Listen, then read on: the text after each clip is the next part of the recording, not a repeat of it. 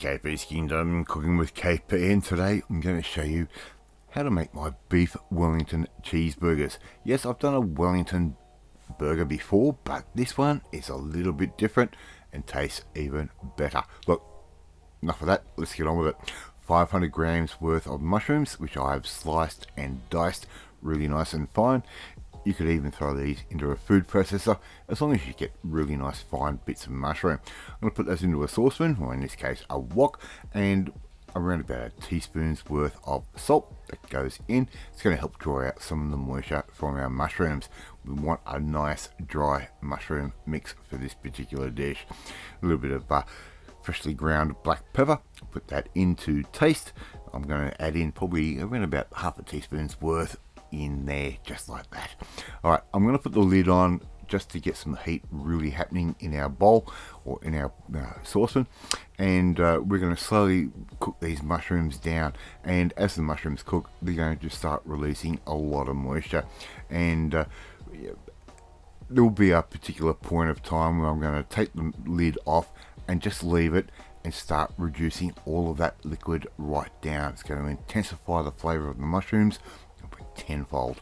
Alright, so as you can see, most of that liquid has actually been evaporated, and our mushrooms are starting to get quite nice and dry, and we're ready to make up the rest of our duxelle, which is what we use to make a great beef Wellington. Alright, I'm going to add in about a tablespoon's worth, maybe a dessert spoon's worth of Dijon mustard. That can go in, give that all a quick stir, just like that, and that's going to give us all that beautiful mustardy type flavour to our mushroom. And I'm also going to add in around about a handful's worth of grated cheese. Use the cheese of your choice. If you like using American cheese for your cheeseburger, go for it, use that. I'm just using this blend that I buy, and you'll see that cheese start to melt down, and once you start to see it melt down, we can pretty much turn the heat off, keep stirring that around, and that cheese is going to emulsify into those mushrooms and make a really nice mushroom type paste. Alright, nice and simple. Right, I'm going to put that onto another hot plate on the other side of the KP's compound kitchen, and we'll just keep that warm.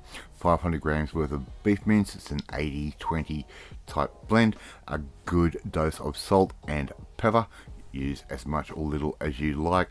I'm going to mix all of that through, of course using a pair of gloves, and we're going to just get all of that mixed in really nicely.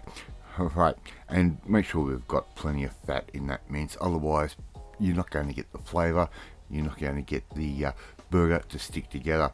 Another way to help those burgers stick together, make little balls out of them. I've quartered that meat up into 4 equal quantities, and I'm just going to slap those in between my hands and make these balls really stick together. Right, little meatballs like that. They're going to be somewhere around about 110-ish grams. Right, give them a bit of a press down with your palm, just like I'm doing right there, and we're going to be getting ready to start cooking these off any time shortly soon. Alright, we don't want them too thin. We want to make them around about 1 centimetre thick, or close to ½ an inch thick. I'm going to use a griddle pan, a little bit of vegetable oil that goes down. Now the next thing we need is some bacon, so I've just cut my bacon in half so they're a little bit more manageable, and they're going to work out absolutely perfect to make up our little beef Wellington cheeseburgers. So I'm just going to cook those off until you get the bacon the way you like it. I like mine a little bit blonde. If you want yours nice and crispy, go for it. Cook them nice and crispy, but I like mine a little bit blonde. So just take your time, cook those off. As you can see, all that fat is coming out, and that fat is flavour, and these burgers are going to soak up a lot of that flavour as well. As you can see, that griddle pan is hot, smoking away, and all we have to do now is get our burgers and put those into our griddle pan. Now I'm going to show you a little tip. Not everyone has got one of these, but that makes cooking burgers so much easier. Alright, so we're going to put our burgers down on the griddle pan just like that, and I'm going to come out with my secret weapon any second now. Alright, I'm going to get a little bit of baking paper, okay, or greaseproof paper. And what we're going to do is we're going to put that straight over the top of the burgers, just like that. And I've got my bacon weight. I bought this years ago. It cost me a lot of money to import from the US, but it is cast iron, it's nice and heavy. It's going to keep those burgers all nice and even in size. Alright, we're going to cook those for around about 3 minutes or so. Right, as you can see, those burgers have cooked through quite nicely. They're half grilled, half steamed, but it doesn't matter. You can cook these burgers as hard or as soft as you want. If you like your burger a little bit rare, which I actually do, well, do so. But what we're going to do, just going to put the paper back on top, put our bacon weight straight on top again, just keep them nice and flat as we possibly can. Now it's time to make up our burgers.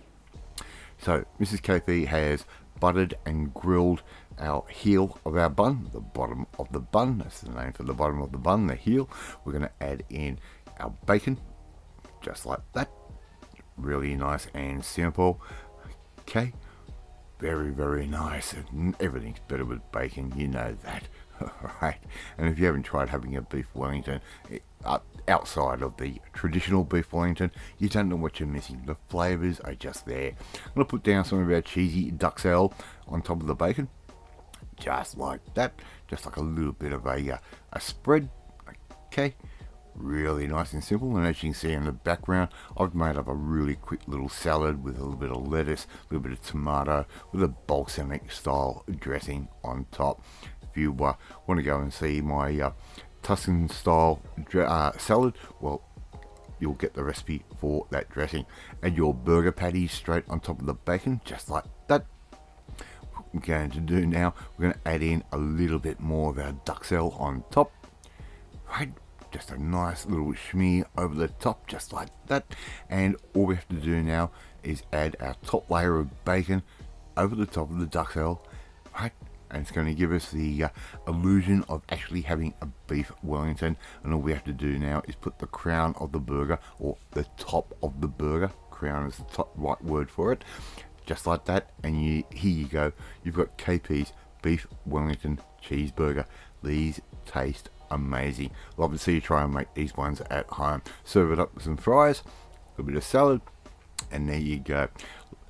Thank you so much for watching this video. Really do appreciate it. If you like this video, hit that like button. It gives me confidence. Should make you feel warm and fuzzy too. Don't forget to hit that notifications bell. You'll be notified every time a new video goes up. And please share this video with all your friends on all platforms of social media. We are trying to get the name of KP's Kingdom out there. Please leave a comment. Love reading, love responding to them. In the meantime, if you want to learn another new burger recipe, this one's new and improved, of course, well, you need to come and join the family, my family. Hit that subscribe button, and you will never miss another one of my videos again. I'll eat my beef Wellington cheeseburgers, and I will catch you next time. Bye.